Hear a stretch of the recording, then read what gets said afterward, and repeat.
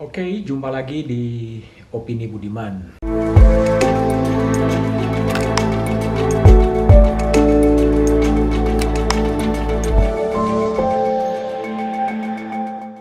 Korupsi terus saja terjadi di negeri ini. 2 hari lalu, Komisi Pemberantasan Korupsi menetapkan 5 orang tersangka kasus korupsi dalam pengadaan barang yang dilakukan oleh Badan SAR Nasional. Badan SAR adalah Search and Rescue yang tugasnya adalah menolong dan mencari orang.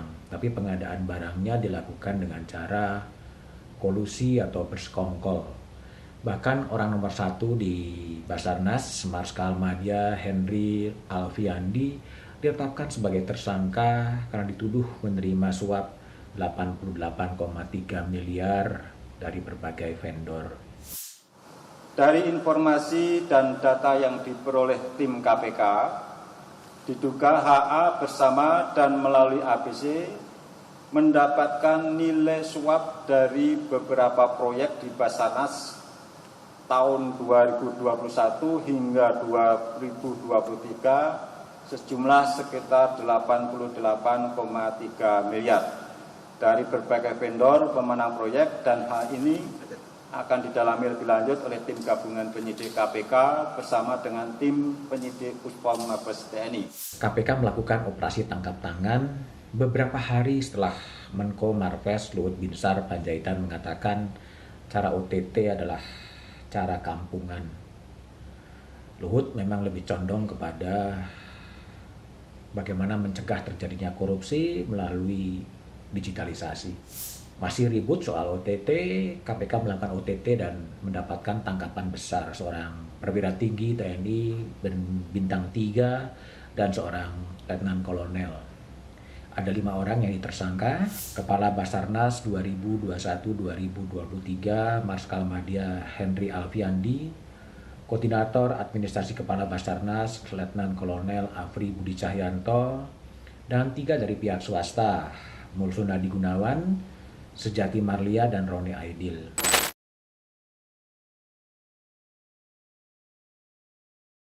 Marsdia Henry pada 17 Juli 2023 telah digantikan oleh Marsdia TNI Kusworo oleh Panglima TNI Yudo Margono.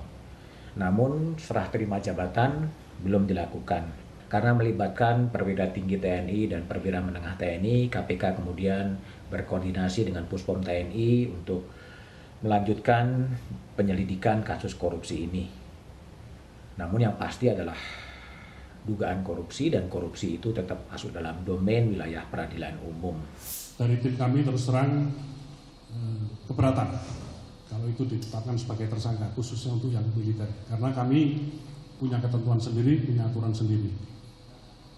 Namun pada saat press conference ternyata statement itu keluar bahwa Letkol APC maupun Kabasarnas Marsdia HA ditetapkan sebagai tersangka. Menurut kami, apa yang dilakukan oleh KPK untuk penetapan personil militer sebagai tersangka menyalahi ketentuan. Pertanyaan kedua, untuk Marsdia HA memang sudah memasuki masa pensiun, tetapi tindak pidana tersebut terjadi pada saat beliau masih aktif. Jadi kita lihat tempus delictinya, waktu kejadiannya. Jadi tetap berdasarkan tempus delicti, yang menangani adalah kewenangan ada di polisi militer. Ini ada kekeliruan, kehilafan dari tim kami yang melakukan penangkapan. Oleh karena itu kami dalam rapat tadi sudah menyampaikan pada teman-teman TNI, kiranya dapat disampaikan kepada Panglima TNI dan jajaran TNI, atas kehilafan ini kami mohon dapat dimaafkan. Dan ke depan kami akan berupaya kerjasama yang baik antara TNI dengan KPK dan aparat penegak hukum yang lain dalam upaya penanganan pemberantasan tindak pidana korupsi. Perekonomian bangsa ini betul-betul sedang diserang oleh elit-elit penyelenggara yang korup. Hampir setiap korupsi besar tidak mendapatkan reaksi atau dukungan politik yang signifikan dari parlemen. Lihat saja korupsi dana pembangunan menara BTS yang merugikan 8 triliun, juga nggak terdengar suara dari parlemen. Kalaupun ada, pernyataannya sangat normatif. Kita hormati proses hukum. Cukup, itu saja. Kalau kita melihat berita Kompas hari ini, judulnya adalah Tender Elektronik Basarnas dikondisikan. Artinya apa? Pengadaan barang yang dilakukan dengan e-katalog, dilakukan dengan sistem digital, ternyata juga bisa diakali. Pemenang tender diset siapa yang menang, diarahkan, dan kemudian mendapatkan kickback. Itulah yang dikatakan oleh Wakil Ketua KPK Alexander Marwata, yang menyebutkan bahwa sangat tergantung pada orangnya. Persekongkolan antara penyelenggara negara, antara pejabat dengan pengusaha adalah cikal bakal terjadinya suap. Pemenang tender diarahkan dan itulah kickback akan mengalir. Itulah sebenarnya penyakit bangsa sejak zaman VOC. Bahkan sampai sekarang zaman reformasi pun masih terjadi hal demikian. Jadi langkah OTT itu bukan langkah kampungan, tapi langkah mulia. OTT adalah untuk menangkapi penyelenggara-penyelenggara negara yang tamak, yang rakus, yang kerap menyalahgunakan sumpah jabatan, yang kerap menyalahgunakan kekuasaan yang ada. Mereka tidak sadar bahwa penyelenggara itu sedang merampas hak-hak orang miskin untuk hidup saja susah. Korupsi adalah komorbid dari bangsa ini. Korupsi nggak bisa diatasi dengan cara yang biasa-biasa saja. Yang justru dilakukan adalah cara-cara yang luar biasa. Perang melawan korupsi selalu dihadapi dengan kontra narasi bahwa korupsi itu menghambat pembangunan, bahwa langkah OTT adalah kampungan. Itulah yang memberatkan bangsa ini melawan korupsi.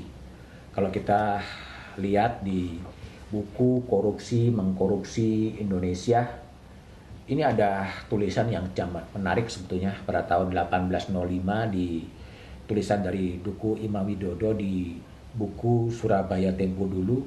Di situ sebutkan Gubernur Pantai Timur Jawa Nicholas Engelhardt mengaku dia menjadi kaya raya karena sokokan dari pribumi yang mencari jabatan. Bukankah sekarang situasi itu masih ada? Ada jual beli jabatan, ada jual beli pendidikan, ada jual beli putusan, ada jual beli konsesi, ada jual beli suara. Reformasi mental pernah dicanangkan tapi juga belum mendapatkan hasil yang signifikan. Coba kita lihat, banyak kasus-kasus besar terus terjadi. Korupsi Asabri yang merugikan negara 23,74 triliun, luar biasa. Korupsi Jiwasraya yang merugikan keuangan negara 13,7 triliun rupiah. Korupsi Bank Senturi pada tahun 2014 yang menurut laporan dari Badan Pemeriksa Keuangan mencapai kerugian negara 6,76 triliun. Korupsi Pelindo II yang terjadi mencapai 6 triliun. Kota Waringin Timur, kasus korupsi yang merugikan negara 5,8 triliun. Kasus BLBI yang juga merugikan negara hampir 4,58 triliun.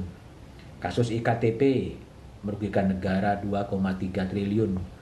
Korupsi BTS 4G dari total anggaran 10 triliun merugikan negara 8 triliun.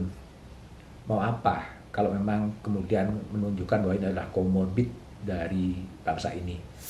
Seharusnya tergantung pada Presiden Jokowi yang akan mengakhiri jabatannya 20 Oktober 2024. Kalau Presiden Jokowi berani menerbitkan Perpu Cipta Kerja, berani melahirkan Omnibus Law, Undang-Undang Kesehatan.